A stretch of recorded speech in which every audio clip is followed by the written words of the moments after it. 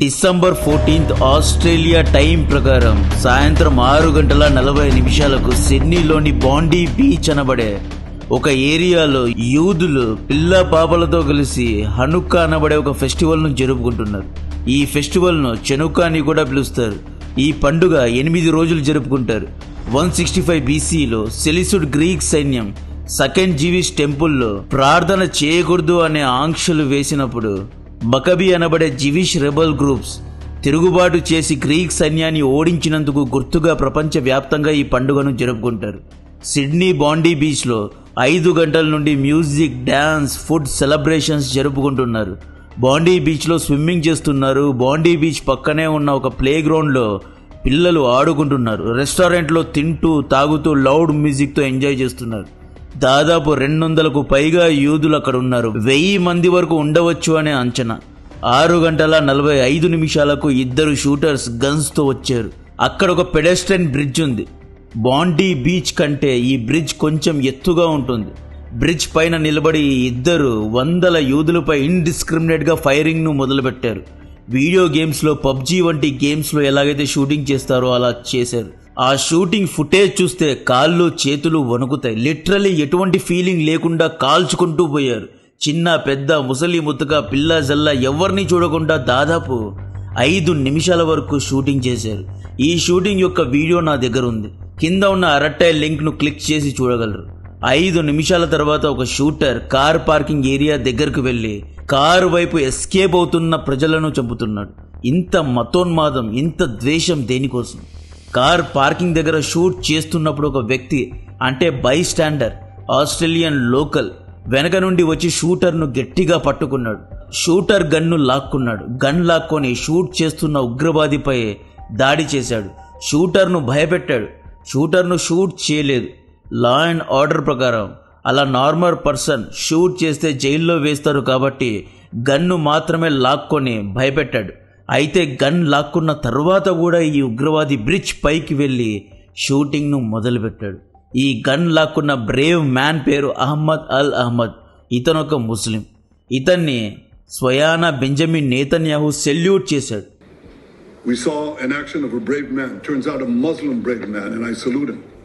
ముస్లింలో కొంతమంది కారణంగా, 0.5 గాళ్ల కారణంగా మొత్తం ముస్లిం కమ్యూనిటీకు చెడ్డ పేరు. ఎంత ధైర్యం ఉంటే ఉగ్రవాది వెనక నుండి వెళ్ళి ఆపుతాడు. ఈయన ధైర్యానికి సెల్యూట్ చేయాలి. ఈయన వల్ల ఎంతో మంది ప్రాణాలు కాపాడబడ్డాయి. This is called real heroism. నోవాలో పార్టీ చేసుకుంటున్న 3500 మంది అమాయకులపై ఉగ్రవాదం చేయడం, హనుక్కా పండుగ జరుపుకుంటున్న ప్రజలపై దాడి చేయడం హీరోయిజం కాదు. అమోనియం నైట్రేట్తో ఐఈడీ తయారు చేసి కారులో బాంబు పెట్టి లేపేయడం హీరోయిజం కాదు. అయోధ్యపై దాడి చేస్తాము అనడం హీరోయిజం కాదు. రైజిన్ ద్వారా విషాన్ని తయారు చేసి హిందువుల ప్రసాదంలో దాన్ని కలిపి సామాన్య ప్రజల ప్రాణాలు తీయాలి అనుకోవడం హీరోయిజం కాదు. అహ్మద్ అల్ అహ్మద్ చేశారు కదా, దీన్ని హీరోయిజం అంటారు. ఇటువంటి యాక్ట్ను ప్రపంచ దేశ నాయకులు సెల్యూట్ చేస్తారు. ఈ కొంతమంది వల్ల మొత్తం ముస్లిం కమ్యూనిటీ రానున్న రోజుల్లో అందరికీ దూరం అయ్యే ప్రమాదం ఉంది. ఆయుధాలు లేని అమాయకులపైన దాడి చేయడం చండాలం, పిరికితనం. దమ్ముంటే ఇజ్రాయెల్ ఆర్మీ ముందు, ఇండియన్ ఆర్మీ ముందు యుద్ధం చేయండి. కోవర్డ్గా, దొంగతనంగా ఇలా దాడి చేస్తే నోబడీ విల్ రెస్పెక్ట్ యూ. ఇక్కడ అగైన్ యాంథోనీ అల్బనీస్ గారు, ఆస్ట్రేలియన్ ప్రధాని చేసిన తప్పులు కూడా చాలా ఉన్నాయి. ఆస్ట్రేలియా ప్రభుత్వం ఎటువంటి తప్పులు చేసింది అనేది కూడా తర్వాత చెప్తా. 7 గంటలకు పోలీసులు రంగంలో దిగి షూటర్స్ను న్యూట్రలైజ్ చేశారు. ఒకడిని చంపేశారు, ఇంకొకరిని షూట్ చేశారు, అరెస్ట్ చేశారు. కస్టడీలో ఒక షూటర్ ఉన్నాడు. షూట్ చేసిన 2 ఉగ్రవాదుల్లో ఒకడి పేరు నవీద్ అక్రమ్. ఇతను పాకిస్తానీ దేశస్థుడు అనే వార్తలు వస్తున్నాయి. పాకిస్తాన్ నుండి ఎక్స్పోర్ట్ అయిన ప్రోడక్టే ఈ కార్యక్రమాన్ని చేశాడు. దీని వెనుక పాకిస్తాన్ ఉగ్రవాద కొంపలకు చెందిన వాళ్ళు ఉంటే మొసాద్ ఇస్లామాబాద్లో సిట్టింగ్ పెడుతుంది. ఈ ఉగ్రదాడిలో 12 మంది ఇప్పటి వరకు చనిపోయారు. చాలామంది గాయపడ్డారు అంటున్నారు. అక్టోబర్ 7, 2023లో ఎలాగైతే సుక్కోత్ అనబడే పండుగ జరుపుకుంటున్న యూదులపై, నోవా ఫెస్టివల్లో పార్టీ చేసుకుంటున్న 3500 మంది యూదులపై హమాస్ దాడి చేసిందో సేమ్ అలాంటి దాడే ఆస్ట్రేలియా సిడ్నీలో జరిగింది. బాండీ బీచ్ దగ్గర ప్రజలు ఎలా ప్రాణాలు గుప్పెట్లో పెట్టుకొని పారిపోతున్నారో చూడండి. ఈ దాడుల్లో ఇంగ్లాండ్ మాజీ cricket player captain Michael Vaughan కూడా ఉన్నాడు. లక్కీలీ రెస్టారెంట్ లో దాక్కున్నాడు కాబట్టి బ్రతికిపోయాడు. జస్ట్ మిస్ అయ్యాడు అన్నమాట. డే 1 నుండి భారత్ వెస్టర్న్ దేశాలను, తెల్ల దేశాలను హెచ్చరిస్తూనే ఉంది. పాకిస్తాన్ ఒక ఉగ్రవాద దేశం. పాక్ మద్రసాలో రాడికల్ ఐడియాలజీను నింపుతున్నారు. పాకిస్తాన్ ఉగ్రవాదులను తయారు చేసి ప్రపంచానికి ఎక్స్పోర్ట్ చేస్తుంది అని ఎంత చెప్పినా తెల్ల దేశాలు వినలేదు. పాకిస్తాన్ని ఇల్లీగల్ ఇమ్మిగ్రెంట్స్ కు వీసా ఇచ్చి మరీ ఆశ్రమిస్తున్నారు. నవీద్ అక్రమ్ లాంటి వాళ్ళకు ఉద్యోగాలు ఇస్తున్నారు. తమ దేశాల్లో పెట్టుకుంటున్నారు, మూల్యాన్ని చెల్లించుకుంటున్నారు. మెయిన్ పాయింట్, అసలు ఈ దాడి ఎందుకు చేశారు? ఈ ఉగ్రదాడి చేసిన షూటర్స్ హమాస్ సింపథైజర్స్. హమాస్ పై ఉన్న సానుభూతితో ఇది చేశారు. హమాస్ కు సపోర్ట్ చేసేవారు, ఇరాన్ కు సపోర్ట్ చేసేవారు ఈ షూటర్స్. ఇది ప్లాన్డ్ అటాక్, ర్యాండమ్ గా జరిగిన అటాక్ కాదు.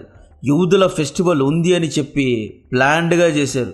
దీని వెనుక హమాస్ లేదా ఇరాన్ లేదా పాకిస్తాన్ వంటి దేశాల బ్యాకింగ్ డెఫినెట్ గా ఉంది. వీళ్ళ కార్లో ఐఈడీ దొరికింది. దిస్ మీన్స్ వీళ్ళు సామాన్య ప్రజలు కాదు, ప్రొఫెషనల్స్తో, ఒక ఉగ్రవాద సంస్థతో లింక్ అయి ఉన్నవారు. కొన్ని సోర్సెస్ అయితే పాకిస్తాన్ బ్యాక్ చేసింది అంటున్నారు. గాజాలో ఇజ్రాయెల్ ఆర్మీ అణచివేత, ఆక్రమణ చేస్తోంది అని చెప్పి ప్రపంచ వ్యాప్తంగా ఉన్న జివిష్ కమ్యూనిటీస్ను టార్గెట్ చేశారు. యూదుల్నే టార్గెట్ చేశారు. This is anti Semitism. Benjamin Netanyahu ఏమంటారు అంటే, యాంటీ సెమిటిజం అనేది క్యాన్సర్ లాంటిది అన్నారు. యాక్చువల్లీ ఆస్ట్రేలియన్ ప్రభుత్వ నాయకులు, ముఖ్యంగా ప్రధాని యాంథోనీ అల్బనీస్ పార్టీ పేరు Australian Labor Party. This means he's an left party నేత. ఓట్ బ్యాంక్ రాజకీయం కోసం, సంతుష్టీకరణ రాజకీయం కోసం అల్బనీస్ ఏం చేశారు? 2 స్టేట్ సొల్యూషన్ను సమర్థించాడు. పాకిస్తాన్ను బ్యాక్ చేశాడు. దిస్ మీన్స్ హమాస్కు రివార్డ్ ఇచ్చాడు. ఇజ్రాయెల్ గాజాలో చేస్తున్న యుద్ధాన్ని విమర్శించాడు. యుద్ధాన్ని ఆపేయాలి అని చెప్పాడు. ఆస్ట్రేలియా లోపల pro Hamas, pro Gaza, pro Iran ప్రొటెస్ట్ను అణిచివేయకుండా ఫ్రీడమ్ ఆఫ్ స్పీచ్ అని చెప్పి ఎంకరేజ్ చేశాడు. మొదటి రోజు నుండే ఈ ప్రో గాజా ప్రొటెస్ట్ను, యాంటీ ఇజ్రాయెల్ ప్రజలను ఆస్ట్రేలియా ప్రభుత్వం అణిచివేసి ఉంటే ఇలాంటి ఒక ఉగ్రదాడి జరిగి ఉండేదే కాదు అని చెప్పి బెంజమిన్ నెతన్యాహు విమర్శించాడు. Stopped one of these terrorists from killing innocent Jews, but it requires the action of your government, which you are not taking, and you have to, because history will not forgive hesitation and weakness. It will honor action and strength. That's what Israel expects of each of your governments in the West and elsewhere, because the disease spreads and it will consume you as well. But we are worrying right now about our people, our safety, and we do not remain silent. ఆస్ట్రేలియాలో పెరుగుతున్న anti Semitism అనే క్యాన్సర్ను cure చేయడంలో PM fail అయ్యాడు అని డైరెక్ట్గా అల్బనీస్నే target చేశాడు. నెసట్లో కూర్చొని Netanyahu warning ఇచ్చాడు. ఎవరైతే బాండీ బీచ్ దాడి చేయించారో వాళ్ళని వెతుకుతాం, వేటాడుతాం, విచక్షణ లేకుండా చంపేస్తాం అన్నట్లు, no filters, we will dispose them అని వార్నింగ్ ఇచ్చాడు. In Gaza yesterday, we take action. They will spend the rest of their brief, anxious lives knowing that Israel will hunt them, find them, and ruthlessly dispose of them. జర్మనీలో Olympic ప్లేయర్పై దాడి చేశారు అని చెప్పి 1970sలోనే Mossad operation Wrath of God అనే ఒక ఆపరేషన్ను లాంచ్ చేసి ఆ ఉగ్రవాద దాడి చేయించిన హియార్కీ మొత్తాన్ని, నెట్వర్క్ మొత్తాన్ని, పాలస్తైన్ లిబరేషన్ ఆర్గనైజేషన్లో ఉన్న అందరినీ చంపేసింది. సిడ్నీ దాడి వెనక ఒకవేళ ఇరాన్, పాకిస్తాన్ ఉంటే దాని వెనక ఉన్న నెట్వర్క్ మొత్తాన్ని లేపిస్తారు. ఇది కనుక నిజమైతే ఇరాన్ యొక్క పెద్ద నాయకుడిని చంపడం ఖాయం. దీన్ని ఇజ్రాయెల్ చాలా సీరియస్గా తీసుకుంది. దీని వెనక పాకిస్తాన్ ఉంది అని తెలిస్తే అసీం మునీర్ను 72 స్ట్రీట్స్కు పంపించేస్తారు. They don't spare, they dispose. ఈ లెటర్ చూడండి. ఈ లెటర్ పూర్తిగా చదవండి ఒకవేళ మీ దగ్గర టైం ఉంటే. ఈ లెటర్ ఆగస్టు 17th రోజు నెతన్యాహు ఆస్ట్రేలియన్ ప్రధానికి అఫీషియల్గా రాసిన ఒక లెటర్. ఈ లెటర్లో ఏముంటుంది అంటే, అయ్యా మీ దేశంలో యాంటీ సెమిటిజం పెరుగుతోంది, ఇజ్రాయెల్ యొక్క సినగాగ్స్ పైన, ఇజ్రాయేలీల పైన చిన్నగా దాడులు జరుగుతున్నాయి, ప్రో గాజా, ప్రో హమాస్ ప్రొటెస్ట్లకు ఊతమిస్తున్నారు, కొంచెం మీ ప్రజల్ని హెచ్చరించండి అని ఆల్బనీస్ను కోరారు. అయితే లెఫ్ట్ ఓట్ కోసం, ఓట్ బ్యాంక్ కోసం, సంతుష్టీకరణ రాజకీయాల కోసం ఆల్బనీస్ ప్రో గాజా ప్రొటెస్ట్ను ఎంకరేజ్ చేశారు. ఇక్కడ Albanese party, labour party, left party, extreme left liberals Israel Gaza యుద్ధంలో ఇజ్రాయెల్దే తప్పు అంటున్నారు. ఇజ్రాయెల్ అసమానత్వాన్ని చూపిస్తోంది, గాజా ప్రజలను అణిచివేస్తోంది, గాజాను ఆక్రమిస్తోంది. అని చెప్పి వీళ్ళు అంటున్నారు. ఇన్ఈక్వాలిటీ ఉంది, సోషలిజం లేదు, డిక్టేటర్షిప్ ఉంది అని చెప్పి లెఫ్ట్ పార్టీ ఎజెండాలో హమాస్ను ఫిట్ చేశారు, హమాస్కు ఫ్యూల్ చేశారు, హమాస్ను సపోర్ట్ చేశారు. సేమ్ లెఫ్ట్ ఐడియాలజీలో అక్టోబర్ 7 ఉగ్రదాడి ఎందుకు ఫిట్ కావడం లేదు? ఆయుధాలు లేని ప్రజలపై దాడి చేయడం ఈక్వాలిటీ ఎలా అవుతుంది? సామాన్య ప్రజలపై దాడి చేయడం సోషలిజం ఎలా అవుతుంది? బాండీ బీచ్లో ఇండిస్క్రిమినేట్గా ఫైరింగ్ అనేది అణిచివేత కాదా? సో సెలెక్టివ్గా లెఫ్ట్ లీనింగ్ ప్రజలు ఆలోచిస్తున్నారు కాబట్టే ఇలాంటి సంఘటనలు జరుగుతున్నాయి. నేతన్యాహు ఒక్కటే అంటున్నారు, ఈరోజు యూదులపై దాడి జరిగింది, క్రిస్టియన్స్ కూడా సిమిలర్ ఫేత్ ఉన్నారు కాబట్టి రేపు క్రిస్టియన్స్ పైన కూడా దాడి జరుగుతుంది, రేపు వెస్ట్లో ఉన్న తెల్లోలపై ఇలాంటి దాడులే జరుగుతాయి, ఇది తథ్యం అంటున్నాడు నేతన్యాహు. అక్టోబర్ 7, 2023 ఇజ్రాయెల్ పై హమాస్ దాడి చేస్తే ద వెరీ నెక్స్ట్ డే ఆస్ట్రేలియాలో pro Hamas rallies, victory celebrations జరిగాయి. దీన్ని ఆస్ట్రేలియా ప్రభుత్వం అణిచివేయలేదు. సింపుల్ గా చెప్పాలి అంటే ఇజ్రాయిలీ ప్రజలు ఆస్ట్రేలియన్ ప్రభుత్వాన్ని స్పాట్లో పెట్టారు. ఇజ్రాయిలీ సపోర్టర్స్ ఏమంటున్నారు అంటే ఆస్ట్రేలియన్ గవర్నమెంట్ హమాస్ ను ఫ్యూల్ చేసింది, they reward pro Gaza protesters కాబట్టే ఇది జరిగింది, దీనికి అకౌంటబిలిటీ కూడా ఆస్ట్రేలియన్ ప్రభుత్వమే, ముఖ్యంగా యాంథోనీ అల్బనీసే తీసుకోవాలి అంటున్నారు. కియర్ స్టార్మర్ యూకే ప్రధాని బాండీ బీచ్ను ఖండిస్తూ పెట్టిన ట్వీట్ ఒకసారి చూడండి. హనుక్కా అని కానీ, జ్యూస్ అని కానీ, ఉగ్రవాద దాడి అని కానీ ఎక్కడా మెన్షన్ చేసి లేదు. ఎంత తెలివిగా రాశాడో చూడండి, ఓటు బ్యాంకు కోసం ఎంత మంచిగా రాశాడో చూడండి. ఉగ్రదాడి అని సంబోధించకుండా జస్ట్ అన్ అటాక్ అంటాడు.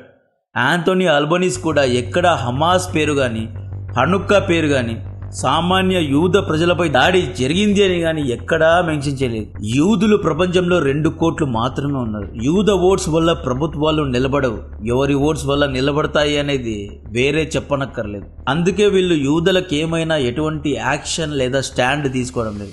ఇంకొక విషయం ఏంటి అంటే ఆస్ట్రేలియా యొక్క ప్రామినెంట్ యాక్టివిస్ట్ ఆస్ట్రో అనే వ్యక్తి ఈ దాడుల్లో గాయపడ్డాడు. దీన్ని కూడా ఇజ్రాయెల్ నోట్ డౌన్ చేసుకుంది, చాలా అంటే చాలా సీరియస్ అయింది. రబ్బీ ఎలీస్ క్లాంజర్ అనే వ్యక్తి, ఈ వ్యక్తి ఆస్ట్రేలియాలో ఉంటాడు. ఈయన ఒక ఎమిసరీ అన్నమాట. ఈయన ఆస్ట్రేలియన్ ప్రధాని అల్బనీస్కి ఒక లెటర్ రాసి ఈ విధంగా ప్రో గాజా, ప్రో పాలస్తీన్ ప్రొటెస్టర్లు చాలా ఎక్కువయ్యారు, జీవిష్ పీపుల్ను టార్గెట్ చేస్తున్నారు, కొంచెం జాగ్రత్తగా చూసుకోండి, మమ్మల్ని రక్షించండి అని లెటర్ రాసిన వ్యక్తి నిన్న బాండీ బీచ్ దాడుల్లో చనిపోయాడు. దీన్ని ఏమంటారు? ఎన్నిసార్లు ఎంతమంది, ఈవెన్ బెంజమిన్ నేతన్యాహు కూడా అల్బనీస్ను హెచ్చరించినా కూడా ఇతను హమాస్ ప్రొటెస్టర్లకు సపోర్ట్ చేశాడు. ఇల్లీగల్ ఇమ్మిగ్రెంట్స్కు ఆశ్రయం ఇచ్చాడు. ఆస్ట్రేలియాలో భారతీయుల పట్ల ఎంతో వివక్ష ఉంది, ఆ వివక్షను కూడా తగ్గించడంలో ఆల్బనీస్ ఫెయిల్ అయ్యాడు. చైనాతో కొమ్ముగాస్తున్నాడు, లెఫ్ట్ పార్టీ నాయకులతో క్లోజ్ అయిపోయాడు. లెఫ్ట్ పార్టీనే అయితే ఇంకా ఎక్స్ట్రీమ్లీ లెఫ్ట్ పార్టీ వాళ్ళతో లీన్ అయిపోయాడు. కాబట్టే ఇటువంటి దాడులు జరుగుతున్నాయి. యాక్చువల్లీ అక్టోబర్ 7, 2023లో నోవా ఫెస్టివల్లో ఒక వ్యక్తి హమాస్ ద్వారా బ్రతికిపోయాడు, ఎస్కేప్ అయ్యాడు. ఆ వ్యక్తి బాండీ బీచ్ దాడులు ఉన్నాడు, అక్కడ కూడా ఇతను ఎస్కేప్ అయ్యాడు. అంటే 2 సార్లు ఎస్కేప్ అయ్యాడు అనమాట. ఈ విధంగా ఎన్నో జరిగాయి. యాక్చువల్లీ 12 మంది కాదు, ఇంకా చాలామంది చనిపోయారు అనే వార్తలు వస్తున్నాయి. అయితే దీన్ని అఫీషియల్గా రివీల్ చేయడం లేదు. ఎంతోమంది గాయపడ్డారు అంటున్నారు. దీని గురించిన మరిన్ని డీటెయిల్స్, అప్డేట్స్ ఇస్తూనే ఉంటాం. మొసాద్ అయితే రంగంలో దిగింది. ఇప్పటి వరకు అయితే ఇరాన్ పైన అనుమానాలు ఉన్నాయి అంటున్నారు. మొసాద్ ఫుల్ డీటెయిల్స్ ఇస్తుంది. దీని వెనక ఎవరున్నారు, ఎవరు చేయించారు అనే వివరాలు కూడా బయటకు వస్తాయి. దీని గురించిన మరిన్ని డీటెయిల్స్ ఇస్తూనే ఉంటా. కాంటెంట్ నచ్చితే వీడియోను లైక్ చేయండి, ఛానల్ను సబ్స్క్రైబ్ చేసి అందరికీ షేర్ చేయండి. జై హింద్.